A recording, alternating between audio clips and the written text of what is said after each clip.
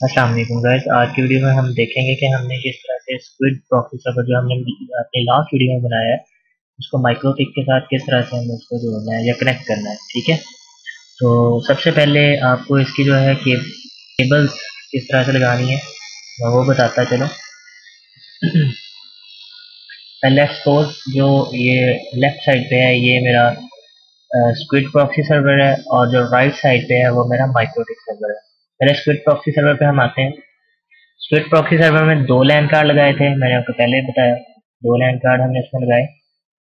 जो ये नीचे वाला लैन कार्ड है 192.168.1.2, इसको हमें डायरेक्ट जो है वो DSL के मॉडेम के साथ हमने इसको कनेक्ट कर दिया। ठीक है, उसके बाद 192.168.2.1 जो ये वाला हमारा लैन कार्ड था, जो कि हमारा लैन इन यानी कि हमारा जो आउटपुट था, जो जिसके थ्रू हमने स्क्विड की सर्विस जो है वो चेक की थी, तो हमारा लैन आउट जो है वो हमारा सीधा जो है वो माइक्रोटिक के एक लैन कार्ड में चला जाएगा। यानी कि जो हमने माइक्रोटिक में हमने 2 लैन कार्ड लगाए हैं, सॉरी 3 लैन कार्ड लगाए हैं।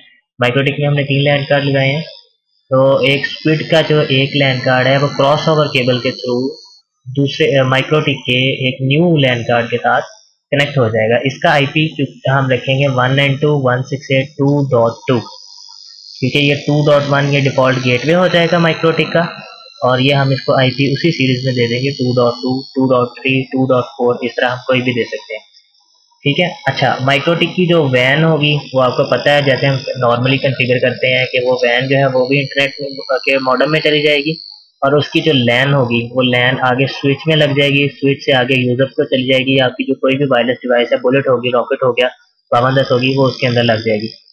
ठीक है, उम्मीद है आपको ये सारा समझ आ गया होगा। एक बार दोबारा देख लें कि हमने स्क्विड को एक इंटरनेट की केबल दी, स्क्विड की जो आउटपुट थी वो हमने माइक्रोटिक के अंदर एक न्यू लैन कार्ड लगाया, उसके अंदर हमने क्रॉसओवर केबल के थ्रू लगा दी। क्रॉसओवर पंचिंग के मैंने आपको बताया हुआ है, वीडियो देख लें कहीं, और वहाँ से आपको पता चल जाएगा। अब माइक्रोटिक को एक तो हमने इंटरनेट की केबल देनी ही देनी है, वो हमने उसको दे दी। ठीक है, अब माइक्रोटिक का जो लैन का कार्ड है, लैन जो हमने जिसको लैन बनाते होते हैं, वो तो आपको पता है कि वो यूजर्स के पास जाता होता है, और ये हमारा वायरलेस डिवाइसेस के पास चले जाएगा। अच्छा, अगर आप लोड बैलेंसिंग करते हैं तो फिर आपने स्क्विड को किस तरह से लगाना है। पहले इसके लिए आपको एक स्क्विड सर्वर चाहिए होगा, एक माइक्रोटिक का सर्वर चाहिए होगा, और एक अलग से लोड बैलेंसर चाहिए होगा, जो कि आप RP750 को बना सकते हैं, एक अलग PC को बना सकते हैं, TP-Link का लोड बैलेंसर भी बना सकते हैं। खैर, उसमें सबसे पहले हम क्या करेंगे, जो स्क्विड की तार है, केबल जो है वो डायरेक्ट माइक्रोटिक में वैसे ही लगेगी। ठीक है, फर्क सिर्फ नीचे आएगा। DSL मॉडेम 1 और DSL मॉडेम 2, इन दोनों की जो केबलें हैं वो पहले लोड बैलेंसर में लगेंगी। लोड बैलेंसर की जो लैन होगी वो एक आगे स्विच या हब में लगेगी। हब से आगे 2 केबलें निकलेंगी, जो कि स्क्विड सर्वर के अंदर जाएंगी और हमारे माइक्रोटिक के अंदर जाएंगी। यानी कि पिछले एग्जांपल में हमारे पास स्विच की जगह एक मॉडेम था, अब यहाँ स्विच आ गया है हमारे पास, मॉडेम की जगह ये लोड बैलेंसर आ गया है, और लोड बैलेंसर के साथ 2 मॉडेम अटैच हो गए हैं। सिंपल है। अगर इसमें कोई चीज़ समझ नहीं लगती दोबारा पूछ लीजिएगा, वीडियो के कमेंट्स में लिख लीजिएगा। ठीक है, अब हम अपना दोबारा से काम स्टार्ट करते हैं। हम सबसे पहले अपना विन बॉक्स है उसको ओपन करते हैं।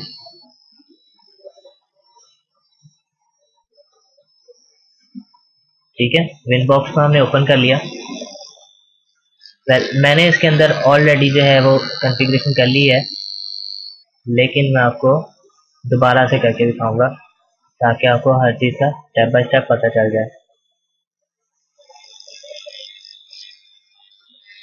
मैंने इसकी कॉन्फ़िगरेशन जो है वो रीसेट कर दी है, ताकि हर चीज़ मैं आपको दोबारा से कॉन्फ़िगर करके बता दूँ। और गाइस, जब मैं कभी किसी वीडियो का वेट करने का कहता हूँ तो काइंडली उसका थोड़ा सा वेट कर लिया करें, क्योंकि मैं कोई भी वीडियो तब तक लॉन्च नहीं करता तो जब तक मुझे खुद उस पर अबूर हासिल ना हो जाए। क्योंकि मैं किसी की वीडियो कॉपी, कोई ट्यूटोरियल को कॉपी या पेस्ट नहीं करता, इसको जस्ट कॉपी नहीं करता, तो मैं पहले उसको बनाता हूँ। ठीक है, उस पर पूरा अबूर हासिल करता हूँ, उसमें जो फॉल्ट्स हैं, जो उसमें मुश्किलात आपको जो पेश आनी है, मैं उसको पहले से ही, जो मैं उन पे जब काम करता हूँ तो मुझे वो जो मुश्किलात जो आपका पेश आनी है वो मुझे आती है, तो मैं उनका हल निकाल के उसके बाद जब कंप्लीट अबूर हासिल हो जाता है तो तब मैं वो वीडियो लॉन्च करता हूँ। इस स्क्विड की वीडियो जो है ये शफ़क़त फरहान ने, उन्होंने काफ़ी इस पर काम किया, इसलिए उन्होंने मुझे पहले से इसकी सारी पेचीदगियाँ जो थी वो बता दी, और मैंने खुद भी इस पर जो काम किया वो भी आपके साथ शेयर करूँगा। जो मुझे उन्होंने चीज़ें बताई वो भी मैं आपको बता दूँगा। तो अगर मैं वेट करने का कहता हूँ तो पहले थोड़ा सा वेट कर लिया करें, और इंशाल्लाह आपको जो है एक बेहतर चीज़ ही मिलेगी। हमारा माइक्रोटिक तकरीबन रेडी होने वाला है। बिल्कुल जी, हमारा माइक्रोटिक रेडी हो गया। हम इसको दोबारा से कनेक्ट कर लेते हैं, दोबारा कर लें कनेक्ट। ओके, ये सबसे पहले जब हम रीसेट करते होते हैं तो ये भी आप भी ध्यान में रखें कि उसकी जो एग्जिस्टिंग कॉन्फ़िगरेशन है उसको रिमूव कर देते होते हैं। ठीक है, अच्छा अब हम इंटरफेसेस में जाएंगे। इंटरफेसेस में हमारे पास मैंने 3 लैंड कार्ड आपको जैसा कि पिक्चर में भी दिखाया कि हमारे पास 3 लैंड कार्ड हम यूज़ कर रहे हैं, और ये देख लें, ये वाला, ये माइक्रोटिक सर्वर में हमने 3 लैंड कार्ड लगाए हैं। हमारे पास इंटरफेसेस में भी 3 लैंड कार्ड आ गए। अब मेरा जो लैन 3 है वो मेरा लैन है। ठीक है, ओके, मेरा जो ईथर 1 है वो मेरा वैन है, और जो मेरा ईथर 2 है वो मेरा है स्क्विड।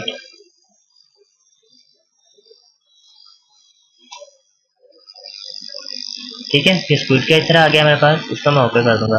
कल आपको मैंने अपनी अपनी पुरानी वीडियोस में बड़ी अच्छी तरह से बताया हुआ है कि आपने किस तरह से लैन और वैन का ये फ़र्क या निकालना है, या इनको किस तरह से मेंशन है, आपको किस तरह से पता चलेगा कि कौन सा लैन है और कौन सा वैन है। ठीक है, उम्मीद है आपको उसमें से बहुत अच्छी तरह से जो है वो समझ आ गया होगा। अच्छा देखें, लैन वैन और ईथर टू हमारा सेव नहीं हुआ था, हम दोबारा इसको कर लेते हैं। ठीक है, ओके, ये हमारा स्क्विड का ईथर भी बन गया। अब दूसरा स्टेप जो हम करते होते हैं वो क्या करते होते हैं कि हम एड्रेसेस में जाके एड्रेसेस देते होते हैं। मैं आपको शुरू से लेकर सारी कॉन्फ़िगरेशन इसलिए बता रहा हूँ ताकि आपको दोबारा से हर चीज़ का पता चल जाए। लेनी वैन का आपको पता है 192.168.1.6 में दे रहा हूँ, आप 2 से लेके आगे कुछ भी दे सकते हैं, डिवाइडेड बाई 24, ये हो गया। अब हम इसके लैन का दे देंगे 192.168.0.1/24, और इसमें हम सेलेक्ट करेंगे लैन। ठीक है, अच्छा उसके बाद हम अब हम इसका जो है स्क्विड का जो है 192.168.2.2 डिवाइडेड बाय 24। ओके, अब ये देखें कि हमने जो स्क्विड की कॉन्फ़िगरेशन की थी उसमें हमने दिया था 192.168.2.1, 2.1 तो उसका हमारा गेटवे बन गया, और 2.2 जो है या 2.3 2.4 ये हमारा आगे एक सीरीज बन जाएगी, इसलिए हमने इसको ये एड्रेस दे दिया। अब आप डीएनएस कॉन्फ़िगर करेंगे। अगर आपने ये ऑलरेडी हर चीज़ की हुई है तो करने की ज़रूरत नहीं है। मैं जस्ट उन लोगों के लिए कर रहा हूँ कि जिनको इसके बारे में थोड़ा सा नहीं पता, उनको, क्योंकि कुछ लोग ऐसे होते हैं कि जिनको बिल्कुल भी नहीं पता होता है इसके बारे में क्या क्या कर रहे हैं। अगर डायरेक्टली मैं उस पर चला जाऊँगा तो लोग थोड़े से कंफ्यूज हो जाते हैं। ठीक है, तो मैं शुरू से ही सारी कॉन्फ़िगरेशन कर रहा हूँ, मैं हॉटस्पॉट की कॉन्फ़िगरेशन कर रहा हूँ, और हॉटस्पॉट के साथ ही हम इसको जोड़ेंगे।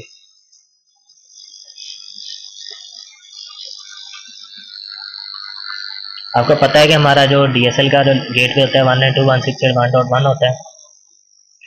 ठीक है, अब हम इसमें हॉटस्पॉट जो है वो कॉन्फ़िगर कर लेंगे। इंटरफेस हमारा लैन है जो आउट होता है।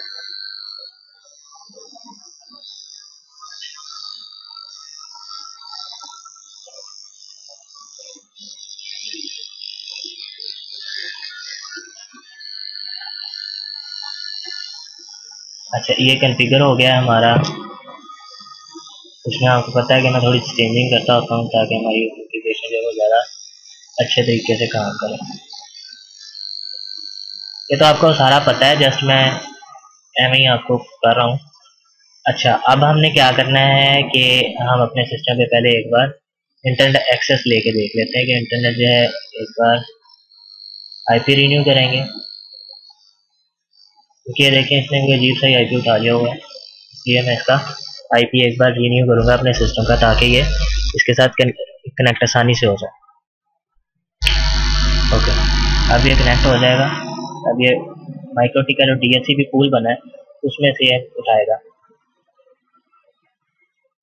एडमिन, क्योंकि हमने अभी यूज़र तो बनाया नहीं तो एडमिन के थ्रू इसको लॉगिन कर लेता हूँ। अभी ये कोई भी स्क्विड का काम नहीं कर रहा, स्क्विड इस पर भी चल नहीं रहा, तो स्क्विड को चलाने के लिए एक बहुत ही आसान सा छोटा सा रूल है, कुछ भी नहीं करना पड़ता। फायरवॉल में जाएं, एक नेट रूल आपने सिंपल ऐड करना है, प्लस का साइन क्लिक करें, यहाँ पे आपने सेलेक्ट करना है DST नेट, प्रोटोकॉल में आपने 6 TCP सेलेक्ट करना है, DST पोर्ट में आपने 80 सेलेक्ट करना है, ठीक है। एक्शन में आपने जाके DST डैश नेट सेलेक्ट कर लेना है। टू एड्रेसेस में आपने 192.168.2.1 क्योंकि हमारा प्रॉक्सी वाला स्क्विड प्रॉक्सी का गेटवे था 8080, ठीक है। अब ओके करते हैं इसको भी ओके कर दें, और अब हम अपना हॉटस्पॉट खोल लेते हैं और अपने इंटरफेसेस खोल लेते हैं। यहाँ से हमें पता चलेगा हमारे स्पीड से जो है वो ट्रैफिक आ रही है या नहीं आ रही, ठीक है। हमेशा की तरह मैं इसको मेटा कैफे पे चेक करता हूँ क्योंकि उस पर ज़्यादा अच्छा है चेक होता है, ठीक है। आप देख सकते हैं ये स्पीड वाला जो है उस पर से भी ट्रैफिक आ रही है। तो मैं अब एक कोई भी वीडियो प्ले करता हूँ।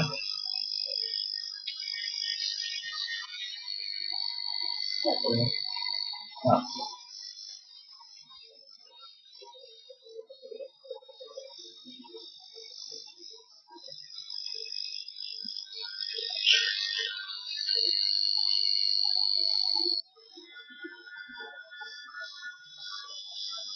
आपने देखा कि स्पीड की जो वीडियो थी ये फौरन ही हमारी लोड हो गई है।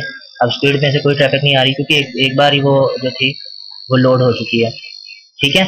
अच्छा, अब कुछ चीज़ें मैंने आपको बतानी है कि आपने इसमें आपको अगर प्रॉब्लम्स आए तो आपने क्या क्या करना है। जो भी आपने यूज़र प्रोफाइल बनानी है, ये तो डिफ़ॉल्ट प्रोफाइल थी। अब मैं आपके लिए एक प्रोफाइल बना देता हूँ 512K,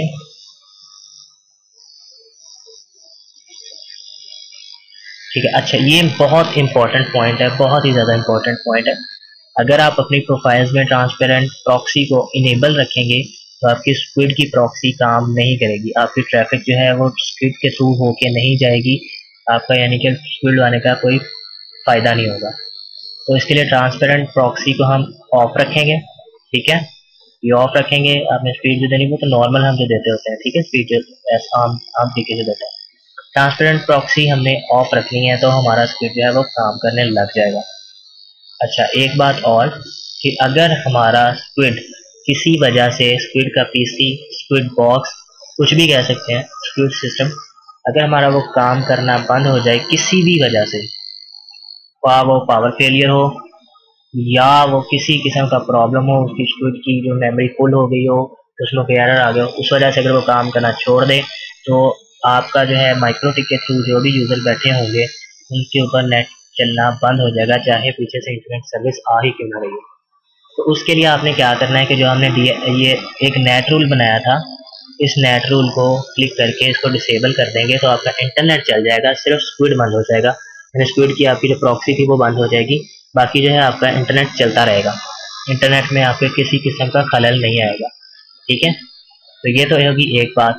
अब दूसरा ये है कि हमने जनाब एक मसला हमारे साथ ये आ गया कि हमने एक प्रोफाइल बना ली 512 kbps की, ठीक है।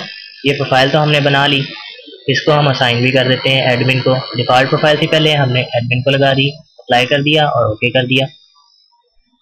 अब हमने क्या करना है कि अब जब हम इसको हमने लिमिट दी है, स्पीड लिमिट 512 kbps की, तो अब स्पीड भी जो होगा वो भी 512 kbps की लिमिट से ही चलेगा। तो अब हमने क्या करना है कि हमने वो लिमिट हटानी है ताकि हमारा हमारा जो है डाउनलोडिंग जो है वो जो हमने स्पीड दी होगी उसी पे काम करे, और जो है आपकी जो स्पीड है वो फुल स्पीड के साथ ही चले। यानी स्पीड अगर आपकी स्पीड दे रही है 11 MB 12 MB पर सेकेंड, तो वो उसी स्पीड से ही चले। अभी देखें हमने इसको दी थी एक,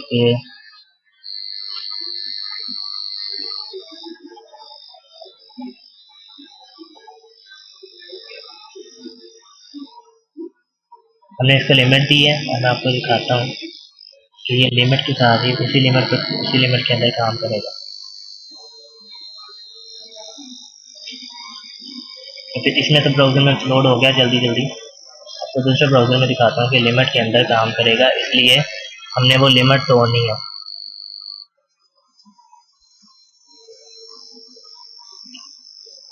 ये ऑलरेडी वीडियो ये पड़ी हुई है।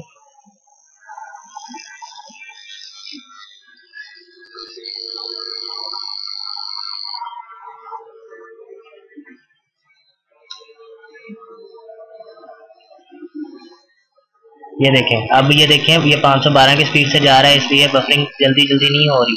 तो इसलिए हमने ये करना है कि हमारी जो हमारा कैशे कंटेंट है हम उसको बाईपास कर दें, ताकि हमारा जो अगर हमने इंटरनेट का यूजर वो लिमिट में ही रहे, और आपका हमारा जो कैशे है वो अपनी पूरी स्पीड के साथ चले। ठीक है, तो इसके लिए एक बहुत ही आसान रूल है, वो आपने क्या करना है, फायरवॉल में जाना है, मैंगल रूल में जाना है। ठीक है, यहाँ पे हमने करना है एक रूल, यहाँ से हम सिलेक्ट करेंगे पोस्ट राउटिंग। ठीक है, एडवांस्ड में जाके TOS हम करेंगे 12, और एक्शन में हम जाएंगे, एक्शन में हम चले जाएंगे मार्क पैकेट।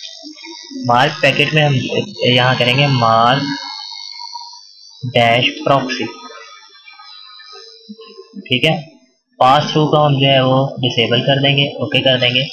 यदि हमारा ये मैंगल रूल जो है वो तो कंप्लीट हो गया, लेकिन अब हमें क्यूईज में जाना है, तो यहाँ पे क्यूई ट्री बनानी है। अच्छा, अब हम यहाँ इसका नेम लिखते हैं जी प्रॉक्सी। ठीक है, अब पेरेंट में हमने ग्लोबल आउट सेलेक्ट करना है, मार्क्स पैकेट में हमारा जो है ये मार्क प्रॉक्सी आ जाएगा, प्रॉक्सी टाइप डिफॉल्ट प्रायोरिटी 8, नीचे कुछ भी नहीं करना, इसको हमने ओके कर देना है, और यहाँ से हमने इसको क्लोज कर देना है। अब हम क्या करेंगे कि अब हम देखेंगे कि हमारा जो कैशे कंटेंट है वो बाईपास हो जाएगा, और वो फुल स्पीड से चलेगा, चाहे हमने उसको 256 KB की स्पीड ही क्यों ना दी हो, वो उसकी फुल स्पीड पे चलेगा। इसका बहुत बड़ा फायदा होगा, क्योंकि स्पीड को लगाने का फिर फायदा ही मकसद ही बहुत हो जाता है ना। ये देखिए, आप देख सकते हैं कि ये फुल स्पीड पे चल पड़ा है।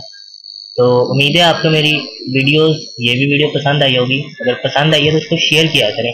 ठीक है, अब मैंने देखना है कि कितनी मेरी वीडियोस शेयर होती हैं, और मेरे वाईफाई टेक पेज को ज्वाइन करना आपने बिल्कुल भी नहीं भूलना। अपना ख्याल रखिएगा, मुझे अपनी दुआ में याद रखिएगा जनाब। इजाज़त चाहूँगा, अल्लाह हाफ़िज़।